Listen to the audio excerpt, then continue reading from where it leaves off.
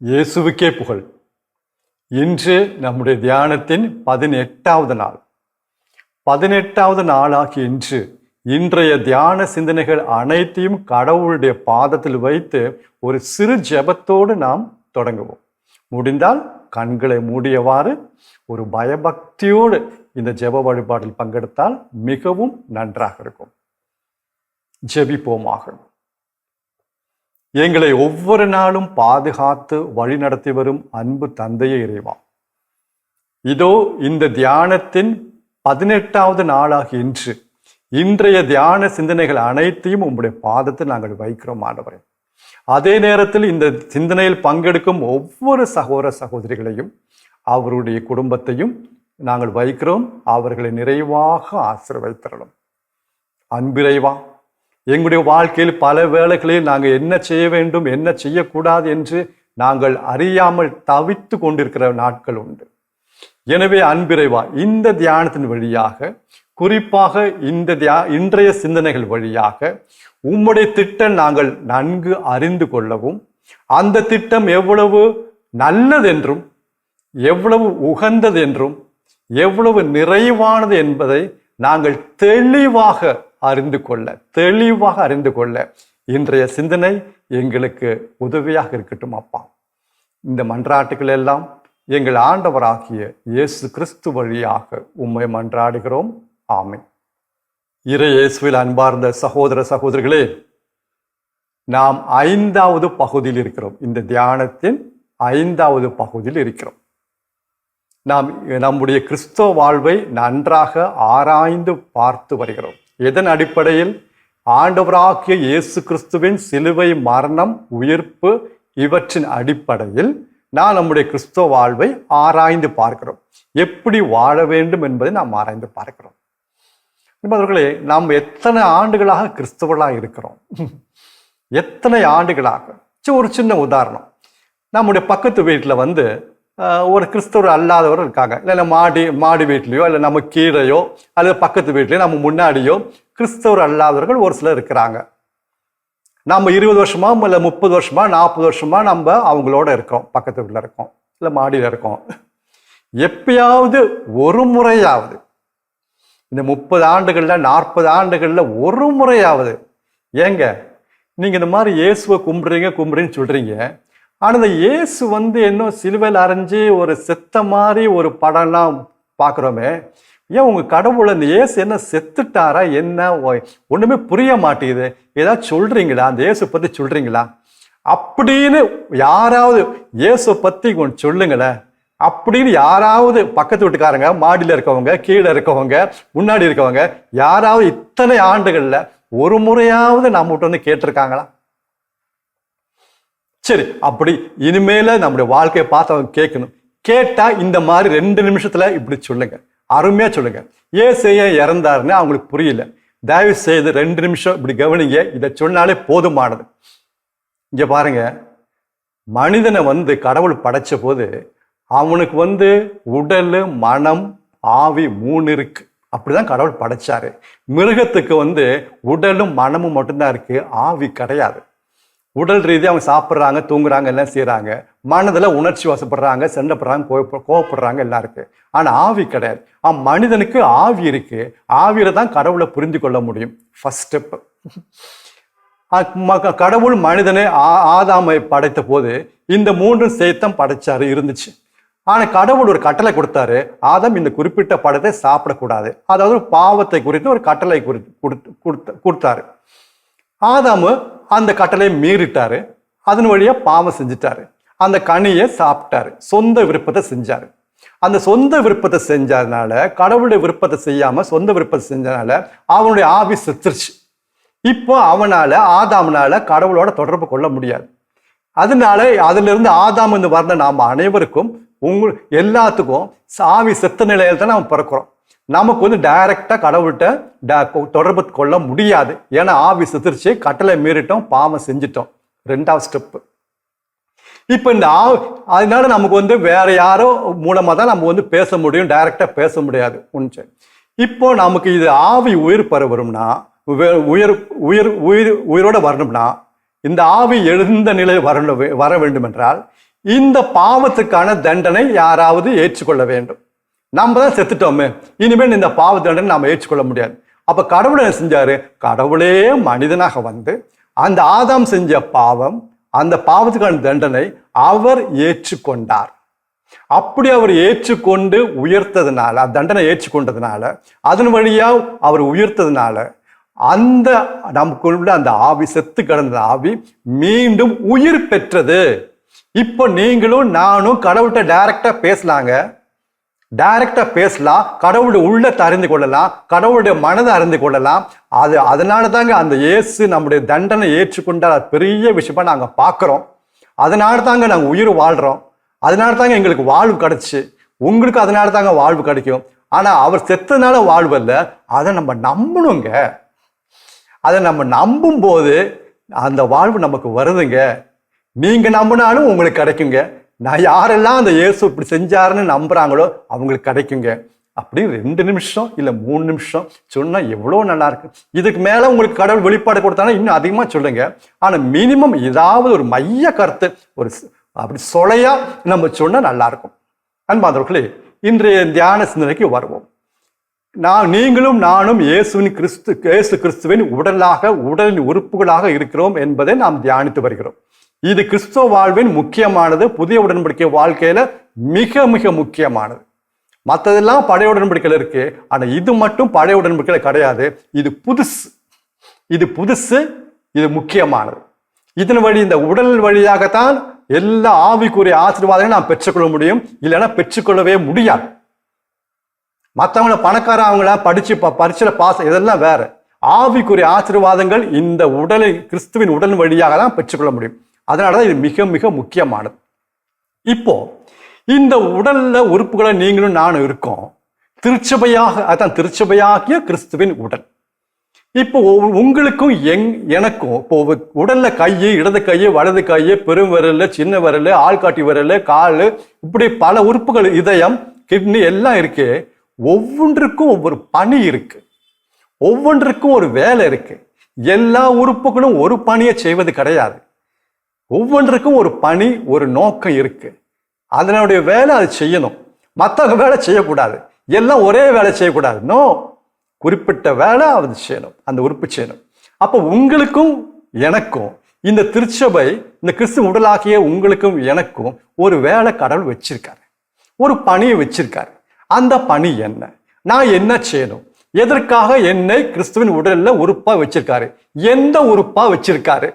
நான் கையா, காலா, பெருவிரலா, சின்ன விரலா, ஆள்காட்டி விரலா, காலா, இதயமா, லிவரா, எந்த உறுப்பா நான் இருக்கேன் அப்படின்னு நம்ம தெரிஞ்சுக்கிட்டாதான் முழுமை அடைய முடியும். இல்லைன்னா முடியாது. ஏதோ நான் பிடிச்சி நான் செய்யறேன் போறேன், நோன்னு அப்படி கிடையாது. கடவுள் நம்ம எந்த உறுப்பா வச்சிருக்காரு நம்ம அறிந்து கொள்ள வேண்டும். இதை எங்க நம்ம பார்க்கிறோம்னா, ரோமேர் 12வது அதிகாரம் 1 முதல் 8 முடிய வசனங்கள்ல பார்க்கிறோம். ரோமேர் 12வது அதிகாரம் 1 முதல் 8 முடிய வசனங்கள்ல இதை நம்ம தெரிஞ்சுக்கலாம் அப்படின்னு பவுலடிகளார் நீட்டா எழுதியிருக்காரு. முதல் 6வது வசனத்துல 8வது வசனத்துக்குள்ள சில நமக்கு ஒரு பணி, என்னென்ன ஊழியம் செய்யலாம், என்னென்ன பணி செய்யலாம், நமக்கு என்னென்ன வேலை அப்படிங்கிறத சில எடுத்துக்காட்டுகள் அங்க சொல்லியிருக்காரு.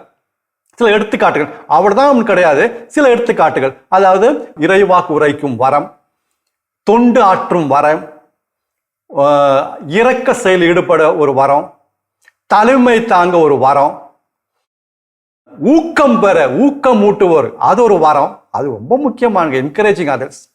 இந்த மாதிரி பல வரங்களை ஒரு சில எடுத்துக்காட்டாக அங்க சொல்லியிருக்கிறார். எங்க சொல்றாருன்னா ரோமர் 12:6-8. அப்ப அதை எப்படி நாம் தெரிந்து கொள்வது? எனக்கு என்ன வரம், எனக்கு என்ன பணி, என்னுடைய வேலை என்ன அப்படிங்க நான் தெரிஞ்சுக்கணும்னா அதுக்கு முன்னாடி அவர் சொல்றாரு. அதை சொல்லிட்டு தான் வராரு. அப்ப ஸ்டெப்பா அவர் சொல்லியிருக்காரு. நாமும் ஸ்டெப்பா போவோம். நம்முடைய வாழ்க்கை ஸ்டெப்பா தான் போகணும் இல்லை, ஸ்டெப்பா சொன்னா அது புரியும். அதுக்காக ஸ்டெப்பா சொல்றேன். அதுக்கப்புறம் நீங்க அதை படிச்சீங்கன்னா அப்புறம் முழுமையா நீங்க அப்படியே ப்ராக்டிஸ் பண்ணலாம், நம்ம ப்ராக்டிஸ் பண்ணலாம். ஆனா தெரிஞ்சுக்கிறதுக்காக இந்த மாதிரி படிப்படியா சொன்னா நமக்கு ஈஸியா புரியும்.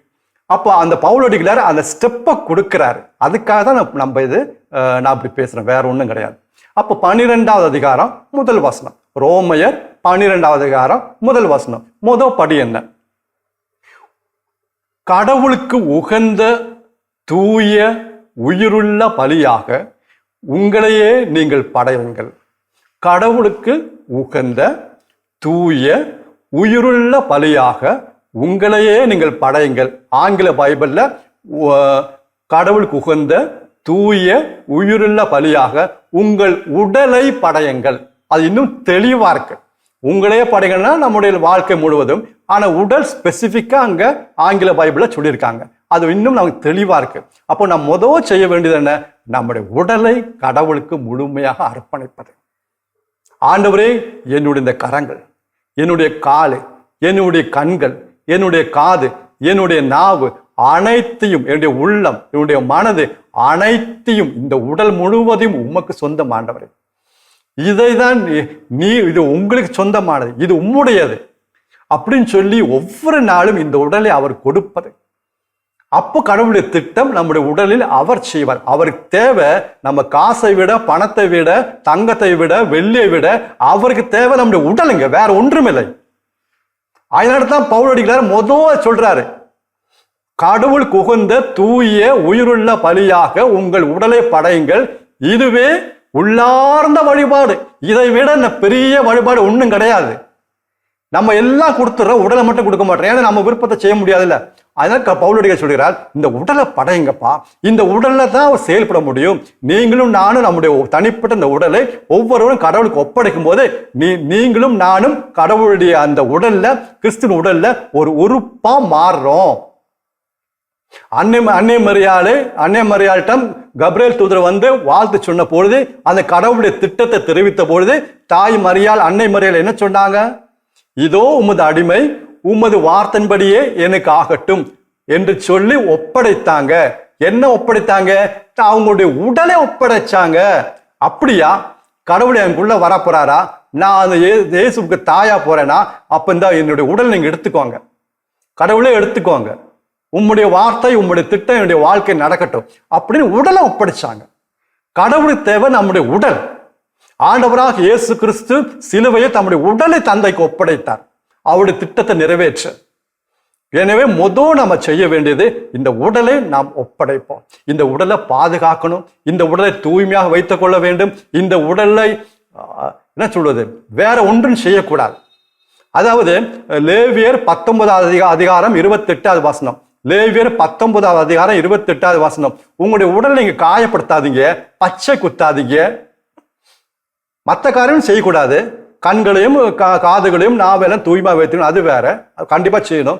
இந்த மாதிரியும் செய்யக்கூடாது. உடலை காயப்படுத்துறது, கிழிக்கிறது, கீறது, பச்சை குத்துறது, இதை செய்யாதீங்க. லேவியர் ஆகமம், த புக் ஆஃப் லெவிட்டிகஸ் 19வது அதிகாரம் 28வது வசனம். ஒண்ணுமே செய்யாதீங்க. இது கடவுளுக்கு சொந்த உடல், இது கடவுளுடைய உடல், இது இயேசுடைய உடல். தயவு செய்து தூய்மை காத்து கொள்ளவும், ஒவ்வொரு நாளும் ஒப்படைப்போம். இயேசுவே இந்த உடல் உங்களுக்கு. அதுதான் முதல் நான் செய்ய வேண்டியது. அப்பதான் நம்முடைய பணி என்னன்னு தெரியும். உடலை கொடுக்காட்டினா ஒன்றும் நடக்காது, ஒண்ணுமே நடக்காது. அப்ப தூய ஆவியானவர் நம்முடைய உடலை அவர் ஏற்றுக்கொள்கிறார், அவர் வந்து தங்குகிறார், அவர் எல்லாம் செய்கிறார் கொடுக்கும்போது. இரண்டாவது ரோமேர் 12வது அதிகாரம் 2வது வசனம். முதல் வசனம் பார்த்துட்டோம். ரோமேர் 12:2, உலகின் போக்கின்படி ஒழுகாதீர்கள், இவ்வுலக போக்கின்படி நீங்கள் ஒழுகாதீர்கள், மாறாக என்ன செய்யணும்? நம்முடைய உங்கள் உள்ளம் புதுப்பிக்க பெற்று மாற்றம் அடையுங்கள். உள்ளம் அந்த இடத்துல உள்ளங்கிறது மனது, மைண்டு. உங்கள் உள்ளம் புதுப்பிக்க பெற்று மாற்றம் அடையுங்கள். என்ன செய்யக்கூடாது? என்ன செய்யணும்? இவ்வுலகின் போக்கின்படி ஒழுகாதீர்கள், செய்யக்கூடாது. என்ன செய்யணும்? உங்கள் உள்ளம் புதுப்பிக்க பெற்று மாற்றம் அடையுங்கள். இந்த உலகின் போக்கின்படி ஒழுகாதீர்கள். இந்த உலகம் போகிற மாதிரி, அவங்க சிந்திக்கிற மாதிரி, அவங்க செயல்படுற மாதிரி நீங்க சிந்திக்காதீங்க. அவங்களுக்கு இந்த ஆவிக்குரிய வாழ்வுன்னு தெரியாது. அவங்க இதை பத்தி என்னென்னமோ பேசுவாங்க, அறிவுபூர்வமா பேசுவாங்க. அப்படி சிந்திக்காதீங்க. அவங்களுக்கு வேண்டியது பேரு, புகழ், பணம், இது அவங்களுக்கு வேணும். அதுக்காக தான் அவங்க ஓடுறாங்க. நம்ம அப்படி கிடையாது. நமக்கு கடவுளுக்கு என்ன பிடிக்கும் அதுதான் நமக்கு. உலகத்துல இதுதான் ஒரு வாழ்க்கை, அதனால என்ஜாய் பண்ண அவங்க சொல்றாங்க. நம்ம அப்படி கிடையாது. இந்த ஒரு வாழ்க்கை தான் இருக்கு, அது கடவுளுக்கு ஒப்படைக்கிறது. இதாங்க உலகத்தின்படி வாழாதீர்கள். உலகம் சிந்திக்கிற மாதிரி சிந்திக்காதீங்க. அவங்களுக்கு உடல் நீண்ட நாள் வாழணும், நீண்ட ஆயுசு வேணும் அவங்க பாக்குறாங்க. நம்ம மனதை புதுப்பிக்க பெற்ற பிறகு நம்ம எப்படி சிந்திக்கணும்? ஆண்டவரே, நான் ஒரு நாள் வாழ்ந்தாலும், ஒரு வருஷம் வாழ்ந்தாலும் உம்முடைய விருப்பத்தை நான் நிறைவேற்றினேன், எனக்கு அது போதும். இயேசு 33 ஆண்டுகள் தான் வாழ்ந்தாரு. தந்தையோட திருவுள்ளத்தை முழுமையா நிறைவேற்றினார். நம்ம 50, 60, 90 கடல் வச்சா வாழுவோம், இல்லைன்னு சொல்லல. ஆனா நம்முடைய நோக்கம் நீண்ட ஆயுசு அல்ல, நீண்ட ஆண்டுகள் அல்ல, மாறாக கடவுள் கொடுத்த அந்த விருப்பத்தை முழுமையாக அவர் தீர்மானித்த அந்த வருடத்திற்குள், அந்த வயசுக்குள் சொல்லி முடிக்கணும், செஞ்சு முடிக்கணும். அது புதுப்படைந்த மனம் அப்படிதான் செய்யும். உலகம் காரங்க அவங்க சிந்தனை வேற. தயவு செஞ்சு எல்லா காரியங்களும், இன்றைக்கு எல்லா காரியங்களும் நம்ம வேதனையாக இருக்கிறது. நம்முடைய கிறிஸ்தவ வாழ்வில் நடக்கிற எல்லா சடங்குகளும், எல்லா செயல்களும் பார்த்தீங்கன்னா எல்லாம் உலகின் போக்கும்படி. திருமணமாக இருக்கட்டும், ஞான ஸ்நானமாக இருக்கட்டும், உறுதி பூசலாக இருக்கட்டும், எல்லாம் பார்த்தீங்கன்னா உலகத்தார் எப்படி கொண்டாடுறாங்களோ, எப்படி செய்யறாங்களோ, பிரஸ்டிஜ் இஷ்யூ, சோஷியல் இஷ்யூ அப்படி மாறி போச்சு. திருமுழுக்கெல்லாம் எவ்வளவு புனிதமான சடங்கு, எவ்வளவு தெய்வீகமானது. ஆனா இன்னைக்கு அதெல்லாம் போய் சோஷியல் ஃபங்க்ஷன், பிரஸ்டிஜ் இஷ்யூ. அன்பானவர்களே, அது அர்த்தத்தை புரிந்து கொள்வோம். அதனால உலகம் அவங்க சிந்திக்கிற மாதிரியோ செயல்படுற மாதிரியோ சிந்திக்காதீங்க. அது இதெல்லாம் நாம் இந்த இது ரோமருக்கு எழுதிய கடிதத்தை படித்த போது, தியானித்த போது அதெல்லாம் பார்த்ததுங்க. எல்லாம் தயவுசு அங்க கொஞ்சம் போய் பாருங்க. பருவம் 3ல இருக்கு, இதெல்லாம் இருக்கு. பருவம் 1ல கூட இது இருக்கு. நல்ல வாழ்க்கைக்கும் கிறிஸ்தவ வாழ்க்கையில வித்தியாசம் பருவம் 1ல நிறைய இருக்கு. அதனால இந்த தியானத்தை மட்டும் பார்க்காதீங்க, எல்லாம் ஃபுல்லா பாருங்க. மனதை எப்படி எல்லாம் புதுப்பிக்கலாம் அப்படின்னு நிறைய இடத்த சொல்லியிருக்கேன். அந்த 3 பருவத்திலும் வருது. 2வது பருவத்துல இயேசுடைய மனதை நான் சொல்லியிருக்கேன். நம்முடைய மனது புதுப்பிக்கப்படும் போது இயேசுடைய மனதை போல மாற வேண்டும். இயேசுடைய மனநிலையை நாம் பெற்றுக்கொள்ள வேண்டும். இயேசுடைய மனநிலை என்ன? பருவம் 2ல முழுசா இருக்கு, ஃபுல்லா இருக்கு. இயேசுவின் சாயம் சொல்லி அங்க நம்ம தியானித்தோம். அதனால தயவு செய்து இந்த 2 நிமிஷம் மட்டும் பார்த்து விட்டுறாதீங்க, எல்லாம் பாருங்க. எல்லா பருவத்தையும் பாகத்தையும் நீங்க கேட்டா நல்லா இருக்கும். அப்போ 2வது ஸ்டெப்பு, ஃபர்ஸ்ட் ஸ்டெப்பு உடலை கொடுக்கணும், 2வது ஸ்டெப்பு மனதை கொடுக்கணும். நம்முடைய சிந்தனை அனைத்தையும் அவருடைய விருப்பம் செய்வதிலே இருக்கணும், உலகத்தின் போக்கும்படி அல்ல. ஓகே, அப்போ அப்படி செஞ்ச என்ன ஆகும்? 2வது வசனம் கடைசி பகுதி அப்படி செஞ்ச என்ன ஆகும்? கடவுளுடைய திருவுள்ளத்தை நாம் அறிந்து கொள்ள முடியும், கடவுளுடைய திட்டத்தை அறிந்து கொள்ளவும் முடியும். அறிந்து கொள்வது மட்டுமல்ல, அது எவ்வளவு நல்லது என்று, அது எவ்வளவு உகந்தது என்று, அது எவ்வளவு நிறைவானது என்று தெளிவாக அறிந்து கொள்வீர்கள் அப்படி சொல்லி முடிக்கிற 2வது வசனம். அந்த தெளிவாக எனக்கு ரொம்ப பிடிச்சி போச்சு. அதனால நான் ரொம்ப சீரியஸா எடுத்துக்கிட்டேன். தெளிவு எனக்கு நம்மமே கன்ஃபியூஷன், தெளிவாக அறிந்து கொள்ள முடியும் என்று பவுலடிகள் சொல்கிறார். அப்போ உடல் அர்ப்பணிக்கணும். 2வது நம்முடைய மனது, ஆதாமிலிருந்து பெற்றுக்கொண்ட இந்த மனதை நாம் புதுப்பிக்க வேண்டும். எப்படி புதுப்பிக்க வேண்டும்? இறை வார்த்தையை வாசித்து தியானிக்கும் பொழுது அந்த கடவுளுடைய மனது, இயேசுடைய மனது நமக்கு வருகிறது. அதுதாங்க ரொம்ப ஈஸி. அப்படிதாங்க செய்யணும். அப்படி இறை வார்த்தையிலே போகும்போது இயேசுடைய உள்ளம், இயேசுடைய மனது நம்ம அறிந்து கொள்ளும்போது தூய ஆவியானவர் நம்முடைய மனதை இயேசுடைய மனதை போல அப்படி மாற்றுகிறார். அந்த இறை வார்த்தையில தான் எல்லாம் இருக்கு. சரி, இனி அடுத்த ஸ்டெப், 3வது வசனம். உடலை அர்ப்பணிக்க வேண்டும். 2வது நம்முடைய மனதை புதுப்பிக்க வேண்டும். ஏன்னா ஆதாமிடமிருந்து பெற்றுக்கொண்ட மனதை எப்பவுமே சொந்த விருப்பத்தை செய்யணும், அதுதான் அந்த மனதுடைய ஆசை. இப்போ கடவுளுடைய விருப்பத்தை செய்யணும், தெரிஞ்சுக்கணும். அதனால மனதை புதுப்பிக்க வேண்டும். 3வது பவுலடிகளா சொல்கிறார், ரோமர் 12:3 என்ன அங்க சொல்றாரு? நீங்க உங்களையே மட்டுமீறி மதிப்பிடலாகாது, மட்டுமீறி மதிப்பிடலாகாது. ஏன்? நீங்க எந்த நிலையில இருக்கீங்களோ அந்த நிலை கடவுள் உங்களை எங்க வச்சிருக்காரோ அதை விட நீங்க பெருசா நினைக்காதீங்க. கண்ணு இந்த உறுப்பு, இந்த உடல்ல முக்கியமான உறுப்பு நான் அப்படின்னு சொல்லக்கூடாது. கண்ணு சொல்லவே கூடாது. என்கிட்ட தான் மற்றவங்களா இருக்காங்க, நான் இருக்கிறனால தான் எல்லாம் பார்க்க எல்லாம் செய்ய முடியுது, இல்லைன்னா செய்ய முடியுமா, நீங்களாம் இருட்டிலே இருப்பீங்க. நோ, அப்படி கண்ணு சொல்லக்கூடாது. நான் தான் பெரியான்னு சொல்லக்கூடாது. அப்போ மூக்கு என்ன சொல்லுவேன்?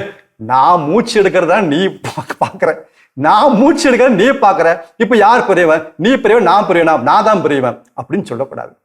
ஓகே, அது மட்டுமீறி எண்ணலாக நமக்கு என்ன கடவுள் எங்க வச்சிருக்காரோ அப்படியே அங்கேயே இருந்த போதும். அந்த மட்டுமீறி எண்ணலாகாது அப்படின்னு சொல்ற இடத்துல என் கடவுள் என்ன சொன்னாரு, இதையும் சொல்லணுப்பா, நீ மட்டமாகவும் நினைச்சு கூடாது, நீ மட்டுமீறி எண்ணக்கூடாது, அதே மாதிரி நீ மட்டமாகவும் நினைச்சு கூடாது. எனக்கு என்னங்க தெரியும், அது தாழ்வு மனப்பானம் வரக்கூடாது. நான் ஒண்ணு இல்லை, நான் என்ன சின்ன விரல் தானே. ஐயோ, சின்ன விரல் எவ்வளவு முக்கியமானதுங்க. ஒரு பிளேட்டு கூட பிடிக்க முடியாதுங்க சின்ன விரல் இல்லைன்னா. நீங்க பிளேட்டை பிடிச்சு பாருங்க, சின்ன விரல பயன்படுத்தாம பிளேட்டை பிடிச்சு பாருங்க, சரியா பிடிக்கவே முடியாது. ஒரு பேனா கூட சரியா எழுத முடியாது. அந்த சின்ன விரல் பின்னாடி சப்போர்ட் பண்ணும். அந்த பேனா சின்ன விரல் தொடாது. அந்த பெருவிரல் இல்ல ஆள்காட்டி விரல் இந்த நடுவிரல் தான் தொடும். ஆனா சின்ன விரல் அந்த பேனா எழுதும்போது கடைசியில இருந்து அப்படியே சப்போர்ட் பண்ணும் பாருங்க. அந்த மோதிர விரலோட அதை பிடிச்சு சப்போர்ட் பண்ணும். ஐயோ, அருமையா இருக்கு. முடிஞ்சதா செய்யுது, சும்மா பேனா எழுதி பாருங்க, அந்த சின்ன விரல் எங்க நிக்குதுன்னு பாருங்க, சப்போர்ட்டிங். அதனால மட்டுமீறி எண்ணலாகாது, அதே மாதிரி மட்டமாகவும் எண்ணக்கூடாது. அப்போ உடல் கடலுக்கு கொடுக்கணும், ரெண்டாவது மனது புதுப்பிக்கப்பட வேண்டும், மூன்றாவது உள்ளத்துல தாழ்ச்சி. பாடி, சோல் அண்ட் ஸ்பிரிட். உடல், மனம், ஆவி. அந்த உள்ளம்தான் ஆவி. இந்த மூணும் நல்லா தியானித்து பாருங்க, அருமையா இருக்கும். இதை சொல்லிட்டு 4, 5வது வசனத்துல என்ன சொல்றாரு, நம்முடைய நாம் கிறிஸ்துவின் உடல் என்று சொல்கிறார். 4வது வசனத்துல உடலில் பல உறுப்புகள் இருக்கின்றன, எல்லா உறுப்புகளும் ஒரே செயல் செய்வது கிடையாது. இப்ப எக்ஸாம்பிள் கொடுக்கிறார், உடலுடைய எக்ஸாம்பிள் 4:5. நாம் பலராயினும் கிறிஸ்துவோடு இணைந்து ஒரே உடலாக இருக்கிறோம். எக்ஸாம்பிள் கொடுக்கிறார், உடலுடைய எக்ஸாம்பிள் கொடுக்கிறார். அப்புறம் 6-8 இந்த உதாரணம், இந்த பணியெல்லாம் இருக்கு. இறைவாக்கும் உரைக்கும் வரை சிலருக்கு இறைவாக்கு நற்செய்தி சொல்லும் வரம் கடவுள் கொடுத்திருக்காரு. சிலருக்கு தொண்டாற்றும் வரம், சிலருக்கு ஊக்கம் ஊட்டு. ஐயோ, சில பேர் நம்மளை என்கரேஜ் பண்ணாங்கன்னா அவ்வளோ என்கரேஜ்மெண்டா இருக்கும். சில பேருக்கு நமக்கு ஆறுதல் சொன்னாங்கன்னா அவ்வளோ ஆறுதலா இருக்கும். மற்றவங்களாம் சொல்லுவாங்க, ஆனா அவ்வளோ ஆறுதல் அடைய மாட்டோம். மற்றவங்களாம் என்கரேஜ் பண்ணுவாங்க, அவ்வளோ என்கரேஜ்மெண்ட் கிடைக்காது. ஆனா ஒரு சிலருக்கு அந்த கிஃப்ட்டுங்க, ஷோ எவ்வளவு பெரிய கிஃப்ட். எனக்கு ஒன்றும் இல்லை, நான் போய் பிரசங்கம் பண்ண முடியுமா, நான் போய் அது செய்ய முடியுமா, நான் போய் ஸ்டேஜ்ல நிற்க முடியுமா? ஐயோ, ஒன்றும் வேண்டாம். சின்ன வரலா இருக்கு. ஐயோ, பெரிய பெரிய காரியங்க அது. தொண்டாற்றுவது, இரக்க செயல் ஈடுபடுவது, வாரி வழங்க ஒரு வரம், தலைமையாற்ற வரம். அது ஒரு சில கடவுள் கொடுத்துருக்க தலைமையாற்ற, அது அவங்க கிஃப்ட். அதுதான் வேணும், அடம்பிடிக்காதீங்க. தலைமை அவங்க கிஃப்ட். கடவுள் ஒவ்வொரு ஜெபிக்கிற வரம். இதையும் யாரும் பார்க்கறது கிடையாது. ஆனா இதையும் எவ்வளவு பெரிய வேலை செய்யுது. மற்றவங்களுக்காக பரிந்து பேசுவது, அப்பா என்ன பெரிய வேலை செய்யுது. ஆனா யாரும் அதை பார்க்கறது கிடையாது. பரிந்து பேசுவது, எனக்காக எவ்வளவு பெரிய ஜெபிக்கிறாங்க, பரிந்து பேசுறாங்க. நீங்க அவங்கள பாக்குறீங்களா? நீங்கள என்னதான் பாக்குறீங்க, அவங்கள பாக்குறது கிடையாது. ஆனா எவ்வளவு பெரிய காரியம் அவங்க செய்யறாங்க. திருச்சபையில இந்த கிறிஸ்து உடல்ல எவ்வளோ பணி, எவ்வளோ கிஃப்ட் கடவுள் ஒவ்வொருத்தரும் கொடுக்கிறாரு. ஆனா எப்படி கண்டுபிடிக்கிறது? இந்த 3 ஸ்டெப் மையமா வச்சு தியானிச்சு பார்ப்போம். உடலை அர்ப்பணிக்க வேண்டும். இரண்டாவது, நம்முடைய மனதை இறை வார்த்தை மூலமாக வழியாக நாம் புதுப்பிக்க வேண்டும். மூன்றாவது, உள்ளத்தில் ஆவியில் தாழ்ச்சி. என்ன பெருசாவும் நினைக்க கூடாது, நான் என்ன மட்டமாவும் நினைக்க கூடாது. கடவுள் நம்மள ஒரு பொசிஷன்ல வச்சிருக்காரு, அதை ரெஸ்பெக்ட் பண்ணி நம்ம இருப்போம். ரெண்டாவது, எல்லா உடலும் எனக்கு எல்லா வேலையும் செய்யணும், எல்லாத்தையும் நுழைய வேண்டாம். எல்லா உறுப்புகளும் ஒரே செயல் செய்வது கிடையாது. அதனால ஒவ்வொருத்தருக்கும் ஒவ்வொரு செயல் உண்டு.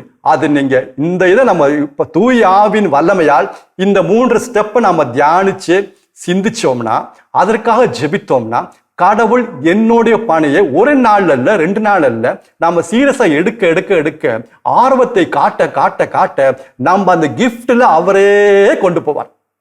சில பேர் நோயாளி குணமாக்கு நமக்கு இருக்கும், நமக்கு தெரியாம இருக்கலாம். அவ்வளவு ஜெபிச்சா உடனே அவங்க குணம் கிடைக்கும். இது நம்பிக்கையால் நம்ம எல்லாம் ஜெபிக்கலாம். நோயாளிகள் நம்ம எல்லாம் ஜெபிக்கலாம், இல்லைன்னு சொல்ல வரல. ஒரு சிலருக்கு அது ஸ்பெஷல் கிஃப்டா கடவுள் கொடுத்திருக்காரு. ஆறுதல் சொல்றது, ஊக்கம் ஊட்டுவது, தொண்டாற்றுவது. எவ்வளோ இறை வார்த்தை எடுத்துரைக்க, அதோட அர்த்தத்தை சொல்லிக் கொடுக்க, டீச்சிங், கற்றுக் கொடுக்கும் வரம். இப்ப நான் டீச் பண்ணிட்டு இருக்கேன். கற்றுக் கொடுப்பது, ஒவ்வொரு வசனமா சொல்லி கற்றுக் கொடுப்பது, இது ஒரு சில கிஃப்ட். மற்றவங்க ஷேர் பண்ணலாம். இதை கேட்டது, இந்த செய்தியை கேட்டு நீங்க உங்க ஃப்ரெண்ட்ஸ்கிட்ட ஷேர் பண்ணலாம். அதுவும் கற்றுக் கொடுப்பது தான். அதை ஒரு சிலருக்கு இந்த கிஃப்டா கொடுக்குறாரு, அவ்வளவுதான். உங்களுக்கு செய்ய முடியாது, எனக்கு செய்ய முடியும். எனக்கு செய்ய முடியாது, நீங்க செய்றீங்க. இந்த இடது கைக்கு செய்யற வேலை இருக்கு, வலது கைக்கு செய்யற வேலை இருக்கு. அப்படி ஒன்னா இருக்கணுங்க. இதாங்க கிறிஸ்துவின் உடல். இதான் கடவுள் விரும்புறாரு. ஜெபிங்க, நாம ஜெபிப்போம். தூய ஆவியானவரே, என்னுடைய பணி என்ன, நான் என்ன செய்யணும், கடவுள் என்னை எதற்காக அழைத்திருக்கிறாரு, எனக்கு தெளிவா காட்டுங்க. என்னுடைய உடலை அர்ப்பணிக்க எனக்கு உதவி செய்யுங்க. என்னால முடிய மாட்டேங்குது. என்னுடைய மனதை புதுப்பிக்க எனக்கு உதவி செய்யுங்க. என்னுடைய மனதை எங்கெல்லாமோ அலையுது, அலை பாயுது. என்னுடைய மனதை புதுப்பிக்க எனக்கு சொல்லித்தாங்க. என்னுடைய உள்ளத்துல ஆவியில பெருமை இல்லாம ஒரு தாட்சியமே தாங்க ஆண்டவரே. அப்படியே நம்ம கெஞ்சு ஜெபிச்சோம்னா அவர் நிச்சயமா நம்ம ஜெபத்தை கேட்டு நம்முடைய பணி என்ன என்பதை தெளிவாக காட்டுவார். என்ன காரணம்? ஒரே காரணம், ஏனெனில் இதுவே தகுந்த காலம்.